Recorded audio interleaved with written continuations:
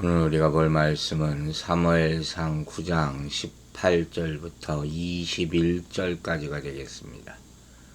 사무엘상 9장 18절 말씀부터 읽어보겠습니다. 사울이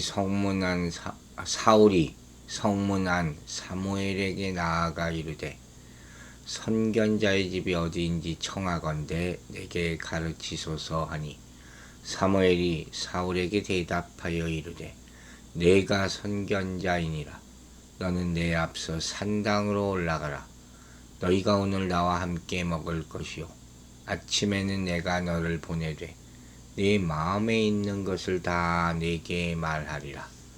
사흘 전에 이른 내 암나귀들을 염려하지 말라. 찾았느니라. 온 이스라엘이 사모하는 자가 누구냐? 너와 네 아버지의 온 집이 아니냐 하는지라. 사울이 대답하여 이르되 나는 이스라엘 지파의 가장 작은 지파 베냐민 사람이 아니니까. 또 나의 가족은 베냐민 지파 모든 가족 중에 가장 미약하지 아니하니까. 당신이 어찌하여 내게 이같이 말씀하시나이까 하니. 자, 사울과 사무엘의 역사적인 만남은 이렇게 시작됩니다. 즉, 사울과 사무엘이 만났을 때 이 사울과 사하는 사무엘을 만나고도 그가 누군지 알아보지 못하는 그런, 참 뭐라고 표현해야 될까요? 하여튼 그런 장면이에요. 우리도 그럴 때가 있잖아요. 어딘가를 누군가를 찾아갈 때, 처음 찾아갈 때, 그 사람이 마중을 나왔는데 그 사람이 당사자인지를 모르는 그런 상황이 있을 수가 있죠. 그러니까 이전에 전혀 접촉한 적이 없다는 것이죠. 더욱이 당시 사무엘은 이스라엘의 지도자적 위치에 있었지만 뭐 특별한 눈에 띄는 차림새를 하고 다니지 않았던 것 같아요. 그래서 사울이 단번에 알아보지 못했을 것이라는 것도 은연중에 암시해 주고 있습니다. 그러자 이제 사무엘이 사울에게 대답을 합니다. 내가 선견자니라. 사울을 존중히 여겨서 아주 정중하게 대하고 있는 장면이 나오죠. 사무엘은 사울이 하나님께로부터 왕적 소명을 받은 자임을 미리 알고 있었죠. 사울은 몰랐지만 사무엘은 알았다는 거예요. 그러니까 함부로 대하지 않은 것이죠. 그리고 말합니다. 네 마음에 있는 것을 다 네게 말할 것이다. 지금 네 마음에 있는 것은 뭡니까? 사울의 관심사, 잃어버린 나귀의 행방이죠. 아직 자기가 왕이 될 것이라는 것은 꿈도 꾸지 못하는 단계 아닙니까? 그래서 사울이 묻기도 전에 이처럼 사울의 방문 목적을 미리 알고 언급했다는 것은 그에게 예언의 능력이 있기 때문이죠. 하나님께서 알려준 것이죠. 그럴 때 이러한 일이 가능하다는 거예요. 이런 사무엘의 능력은 자연히 사울의 관심을 집중시켜서 사무엘이 사울에게 중요한 이야기를 자연스럽게 들려줄 수 있게 해줬을 거예요. 이 사람 봐라. 내가 왜 여기 와 있는지 다 아네 하는 거죠. 신뢰를 높여주는 거죠. 그리고 그가 말하는 것은 단순히 사무엘 자신의 말이 아니라 하나님께로부터 받아 들려주는 계시의 말씀인 것도 인식시켜 주었을 것이라는 것이죠. 사실 사울이 하나님께로부터 특정을 받았지만 더 중요한 것은 그의 신적 소명을 깨닫는 거겠죠. 하나님의 음성을 아무리 들어도 나를 향한 하나님의 계획을 알지 못하면, 그 콜링의 의미를 알지 못하면 무슨 소용이 있겠냐 하는 말씀이에요. 이제 20절에 재미있는 말씀이 나옵니다. 사흘 전에 이른 내 암나귀들을 염려하지 말라. 찾았느니라.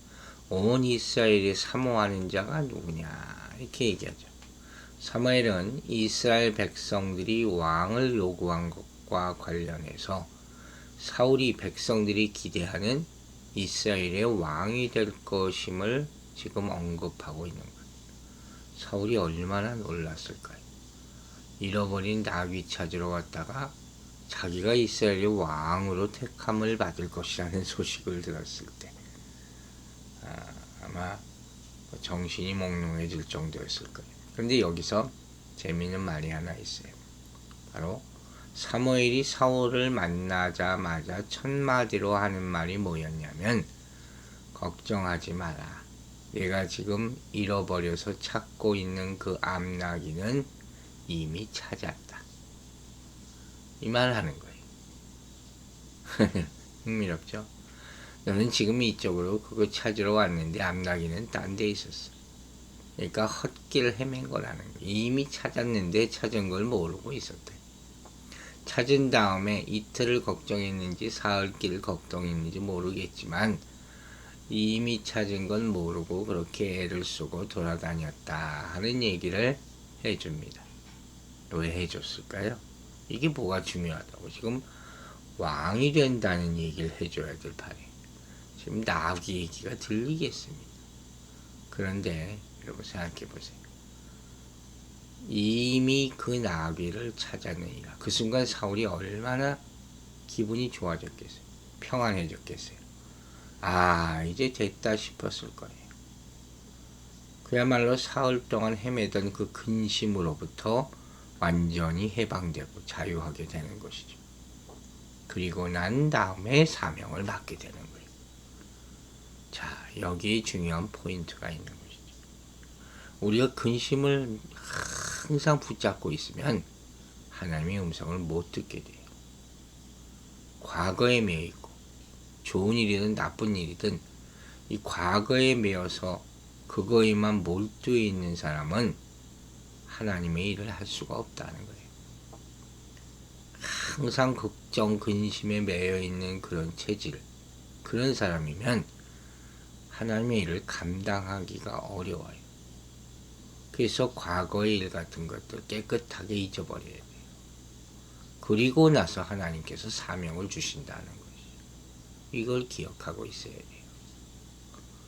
그래서 지금 그는 이 사명을 받기 전에 문제 해결을 먼저 보게 되는 것이죠.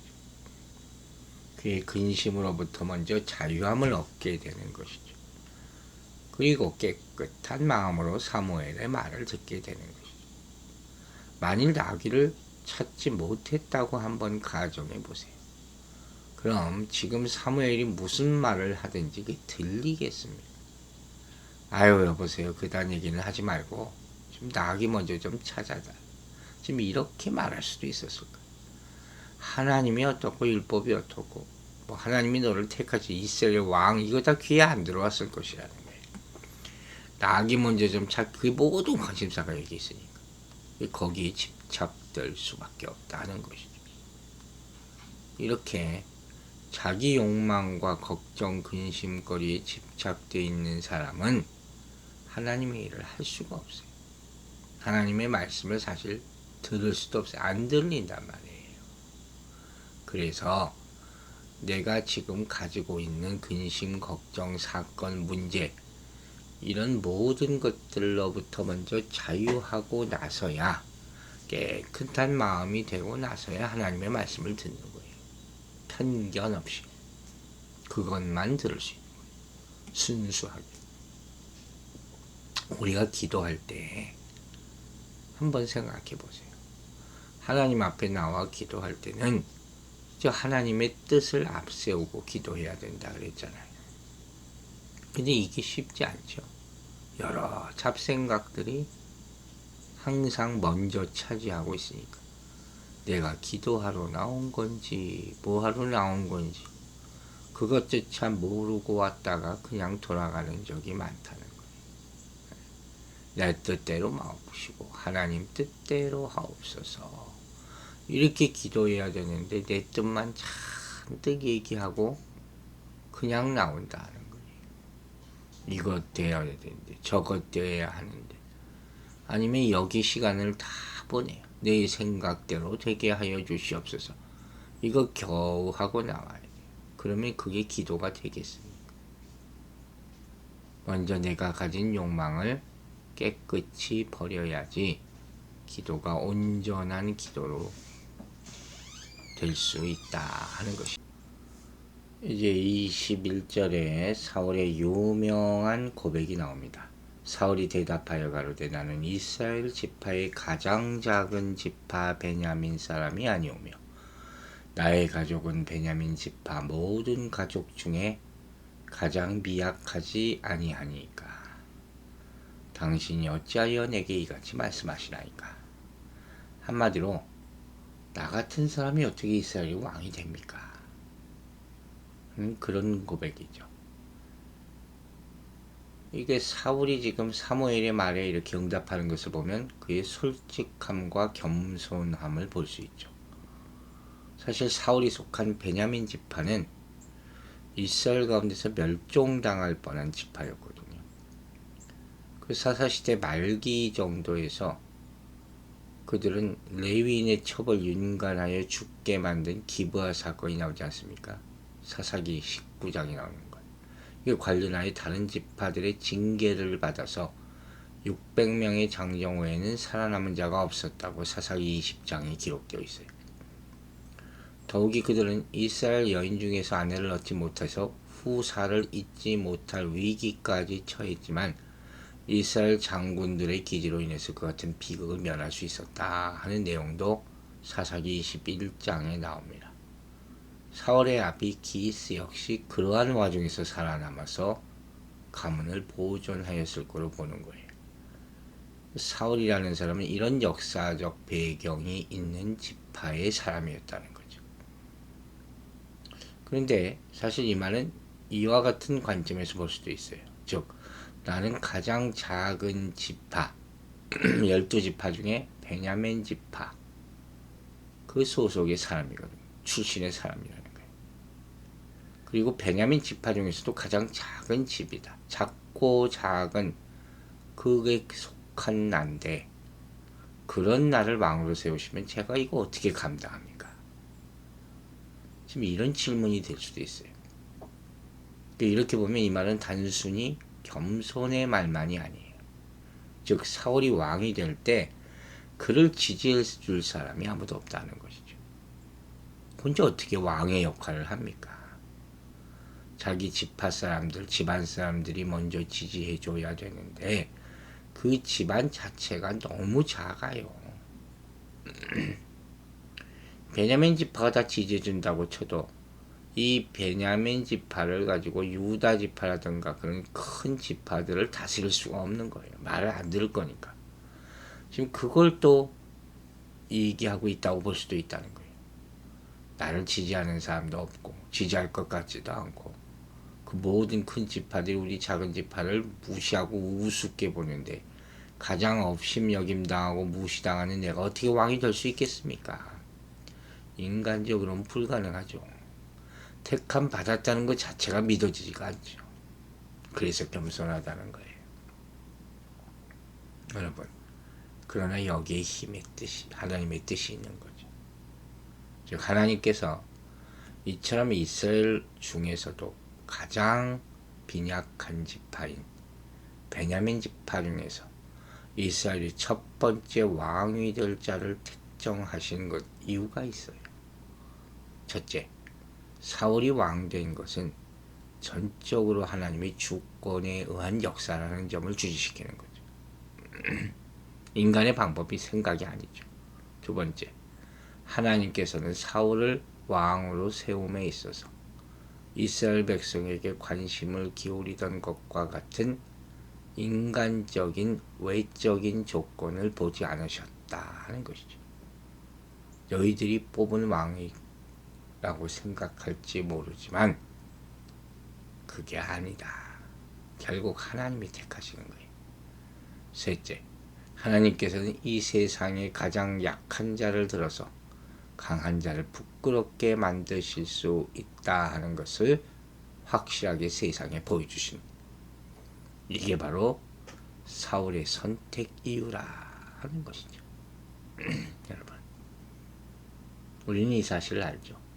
하나님은 연약한 자를 택해서 구원 사역을 감당하시러 가셨습니다. 사울은 이스라엘 지파 중 가장 작은 베냐민 지파 사람이었고 그의 배경도 미약했죠. 가족도 그렇고. 그러나 이런 사울을 택하셔서 이스라엘을 블레셋 사람의 손에서 구원하게 됩니다. 이렇게 하나님은 개인의 능력이나 자질을 초월해서 누군가를 택하시고 일꾼을 삼으신다는 사실을 깨닫게 되기를 바랍니다. 성도는 하나님의 주권적인 택하심과 부르심으로 일꾼이 된 자예요. 아무도 자신의 능력이나 공로를 자랑하며 하나님의 일꾼이 되었다고 말할 수 없다는 사실을 명심해야 될 것입니다. 그렇기 때문에 성도는 하나님의 능력만을 의지하며 사역해야 할 것입니다. 여러분은 자신의 직분에 대해서 감사하고 삽니까?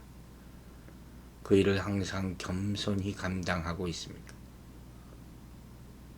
가끔 보면 직분을 맡은 사람들 중에서 하나님의 일이 자신의 능력에 달려 있다고 교만해지는 사람, 아니면 뭐 나한테 이런 일을 다 시키나 하고 불평하거나 우습게 생각하는 사람이 있어요. 자신의 능력에 따라 그 일의 결과가 달라진다고 여기는 사람도 있고요. 그러나 이 모든 생각은 과도한 낙심이나 자랑이 될 수밖에 없는 거예요. 즉 사역이 좀 잘 됐지만 교만해지고, 잘 되지 않을 때는 의기소침해지고, 이렇게 왔다 갔다 하는 것이죠. 여러분, 우리의 일상은 쉽게 깨어지는 질그릇에 불과하다는 것을 기억해야 됩니다. 그러므로 우리는 미약한 자신을 십자가 뒤에 숨기고 보배로우신 주님만을 자랑할 수 있게 되기를 바랍니다. 또 우리의 능력이 아무리 부족해도 전능하신 하나님이 우리를 택하셨음을 기억하고 주님을 믿음으로써 오늘 주어진 사명의 첫걸음을 시작하게 되기를 주의 이름으로 축원합니다. 기도하겠습니다. 아버지 하나님, 하나님의 섭리와 계획 가운데 사울과 사무엘이 만나게 됩니다. 하나님이 그를 택할 때는 세상의 조건들을 따지지 않았습니다. 그걸 우리가 깊이 깨달아 알게 해주시고 우리를 부르신 뜻이 세상의 생각과 계획과 다르다는 것을 깨달아 우리 안에서 주가 주신 모든 능력으로 할 수 있는 모든 것을 감당하게 하여 주시옵소서. 또한 하나님의 일을 시작하고자 할 때 우리의 세상 걱정, 근심을 다 십자가에 못 박게 하여 주셔서 순수하고 깨끗한 준비된 마음이 되었을 때 비로소 우리를 사용하심을 믿고 내 욕심과 내 욕망을 다 내려놓고 하나님의 부르심을 기다리는 이 마지막 때에 쓰임받는 자가 될 수 있도록 우리 성도들 한 사람 한 사람 축복하여 주시옵소서. 오늘 하루의 삶의 모습들도 나아기를 쫓아다니는 그런 모습이 아니라 하나님의 부르심을, 음성을 조용히 기다리는 모습으로 살게 하여 주셔서 하나님의 뜻을 이루는 통로가 되게 하여 주시옵소서. 힘들고 어렵고 욕심이 약한 사람들 돌보아 주시고 그들이 하나님께 더욱더 간절하게 의지하게 하심으로 말미암아 하나님의 깊은 뜻을 들을 수 있도록 마음의 문도 열어 주시옵소서. 감사드리며 예수 그리스도의 이름으로 기도했습니다. 아멘.